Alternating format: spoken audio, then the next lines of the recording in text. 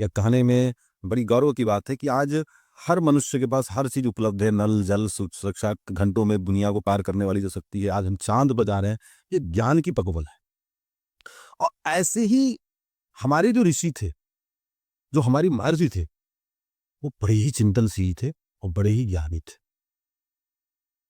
हमारे यहाँ step by step जो पुस्तकों का जो लिखा गया, पुराण जो है कथा कहानियों तक सीमित रखा गया, उसके बाद उपनिषद उसके मतलब ज्ञान के सार को बताने के लिए रखा गया, फिर वेद, फिर वेदांत, ये सारी चीजें रखा गया। और हम क्या है ना, कहानियों में जो उलझ जाते हैं, ये हमें सत्य तक जाने से रोक देता है। कथा जो है सत्य तक ले जाती है। हमारे यहाँ केवल कथा कह करके लोगों को इकट्ठा करने का वो प्रयोजन नहीं है। और जब समुद्र मंथन हुआ तो सबसे पहले विष निकला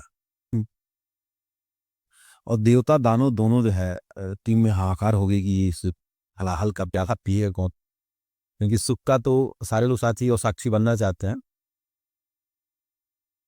और दृष्टांत ये है कि हम अमृत को पाने के लिए उद्देश्य से मंथन कर रहे हैं, और निकला क्या, विष। बड़ी उल्टा चीज निकला। और गए कहाँ सब लोग, दोनों समतुल्य मन एक होकर गए कहाँ, महादेव के पास। निकल गया विष, अब आपके अलावा कोई है नहीं। महादेव ने बहलाओ इस हलाल को पी और कंठ तक रख लिया, नीचे ले नहीं गए। किसी ने पूछा कि आप जो विष पिए वो हृदय तक क्यों नहीं आया, कंठ तक क्यों आती। उन्होंने कहा कि हृदय में राम बसते हैं, हृदय में राम बसते हैं और बहुत कोमल है, अगर विष वहां तक पहुंच जाता है तो बुरा हो जाता है। अब आप अपनी जीवन की जब मंथन करोगे, मतलब स्वयं की साक्षी जब बनना शुरू करोगे, तो भव सागर का मंथन, भव मतलब क्या, जो उपस्थित है, उपस्थित कौन है, मैं हूं। तो जब इसका मंथन करोगे तो पहले जो मिलेगा वो विष मिलेगा, यानी जो दृष्टांत जो तुमको मिलेगा वो तुमको विष का मिलेगा और तुम भयभीत हो जाओगे।